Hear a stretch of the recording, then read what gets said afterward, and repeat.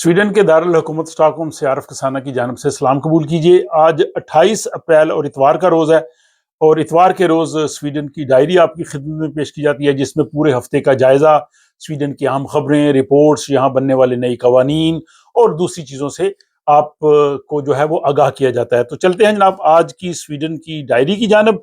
तो सबसे पहली खबर यह है कि स्वीडन में पिछले साल 2023 में जो ट्रैफिक के हादसात हुए हैं उसमें 229 यानी 229 जो लोग हैं वो हलाक हुए।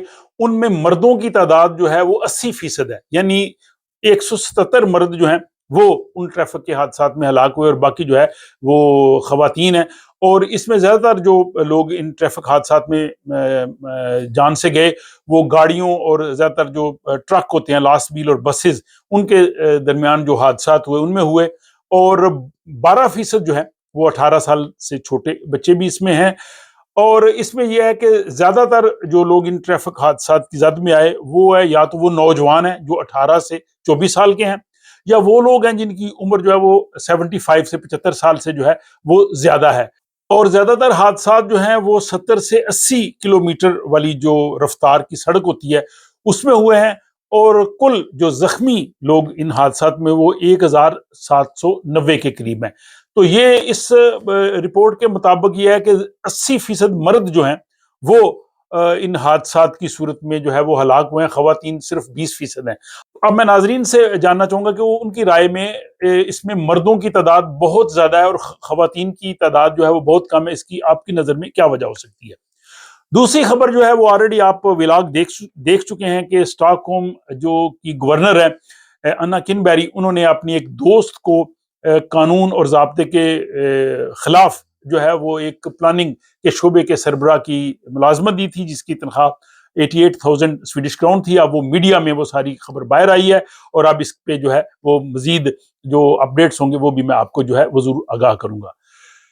तीसरी खबर यह है कि स्वीडन की जो क्राउन प्रिंसेस हैं शहजादी विक्टोरिया, वो मिलिट्री ऑफिसर बनेंगी, वो मिलिट्री की जो है वो ट्रेनिंग लेंगी। इससे पहले जब वो 25 साल की थी तो उन्होंने लाजमी फौजी तरबियत की, इसके अलावा उन्हें और भी कई कोर्सेज किए। लेकिन और ये जो मौजूदा जो वो 2 साल का कह लें कि उनकी तरबियत का दौरानिया है मिलिट्री ऑफिसर बनने का, और इसके लिए कम से कम जो है वो 3 साल की यूनिवर्सिटी एजुकेशन होनी चाहिए। तो अब वो अपनी जो है वो फौजी तरबियत शुरू कर रही हैं और इसके बाद वो बाकायदा तौर पर स्वीडिश मिलिट्री की ऑफिसर होंगी। स्टॉकहोम के इलाके शिस्ता में एक फ्री स्कूल, कुर्तबा स्कूल जो है उसको पुलिस और सैपो की रिपोर्ट के बाद बंद कर दिया गया था जनवरी में, कि वहां पे इंतहा पसंदी से ताल्लुक रखने वाले असातिज़ा हैं। और जो इंतजामिया थी वो फिर अदालत में चली गई और अब अदालत ने पुलिस और जो खुफिया पुलिस सैपो है उसके मौक़िफ़ को मुस्तरद कर दिया और कहा कि ये स्कूल गलत बंद हुआ है और ये स्कूल अब खुल सकता है। लेकिन बच्चे जो हैं वो ऑलरेडी दूसरे स्कूलों में चले गए हैं, स्कूल जनवरी में बंद कर दिया गया था। अब देखते हैं कि जो इंतजामिया है इस स्कूल की वो नया स्कूल खोलने के हवाले से क्या सोचते हैं। स्टॉकहोम के इलाके येरफेला में 3 नौजवानों ने एक लड़की के अगवा की जो वारदात थी उसको नाकाम बना दिया। एक आदमी एक बच्ची को गाड़ी में अगवा करना चाहता था, लेकिन ये नौजवान वहां पे पहुंच गए, इन्होंने मदद की, इन्होंने उस शख्स की फिल्म भी बनाई और इसके बाद पुलिस जो है उन्होंने तो अपनी कार्रवाई की, लेकिन इन नौजवानों को जो है वो हीरो करार दिया गया और पुलिस की तरफ से इनको तारीफी सर्टिफिकेट्स जो है वो भी दिए गए। और इसके बाद आपको ये भी याद करवा दें कि 30 अप्रैल को स्वीडन में वालबोरी का दिन होता है। शाम को मुख्तलिफ इलाकों में आग के अलाव जलाए जाते हैं और वहां पे बड़े जो है वो मौसम बहार के जो है वो नगमे भी गाए जाते हैं। तो अपने अपने इलाके में जो है वालबोरी उसमें आप शिरकत कर सकते हैं। नेटो में शमूलियत के बाद स्वीडन के दिफाई बजट में जो है वो इजाफा कर दिया गया है। स्वीडन की पार्लियामेंट में तमाम जमातों ने इस बात पर इत्तेफाक किया है और स्वीडन का जो टोटल जीडीपी है उसका 2.6% जो है वो अब दिफा पे खर्च किया जाएगा और ये आइंदा आने वाले 6 साल तक के लिए ऑलमोस्ट इस चीज पे इत्तेफाक किया गया है।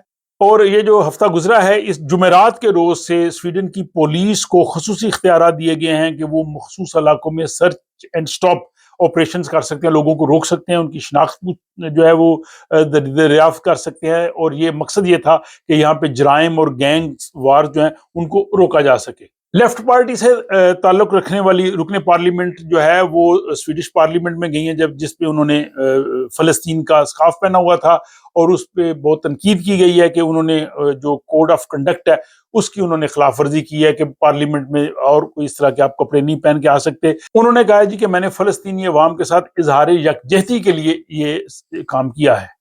اور جناب بدھ کے روز اسٹاک ہوم کے علاقے گومینگن میں جو دائیں بازو کے انتہا پسند ہیں، انہوں نے لیفٹ پارٹی، وینسر پارٹی اور ملیو پارٹی کے جو اراکین ہیں ان پہ حملہ کیا ہے، اور وہ نقاب پوش لوگ تھے، اور اس کے خلاف جو ہے وہ اسٹاک ہوم میں ہفتے کے روز بہت بڑا مظاہرہ ہوا ہے، جس میں سابق وزیر اعظم بھی اور باقی بھی پارٹی مختلف پارٹیوں کے لوگ، لیفٹ پارٹی، ملیو پارٹی کے لوگ بھی تھے، اور سویڈش وزیر اعظم نے بھی اس کو جو ہے وہ جمہوریت پہ حملہ قرار دیتے ہوئے اس کی جو ہے وہ شدید مذمت کی ہے کہ سویڈش معاشرے میں انتہا پسندی کی کوئی گنجائش نہیں ہے۔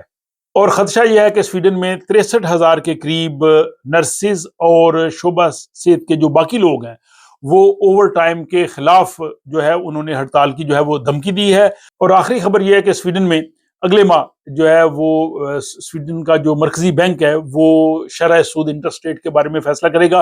توقع کی جا رہی ہے کہ یہ انٹرسٹ ریٹ جو ہے وہ 4% سے کم ہو کے 3.75 تک آ جائے گا، اور اس کے بعد بتدریج اس میں جو ہے وہ کمی واقع ہوگی۔ تو یہ ایک خوشائند بات ہے۔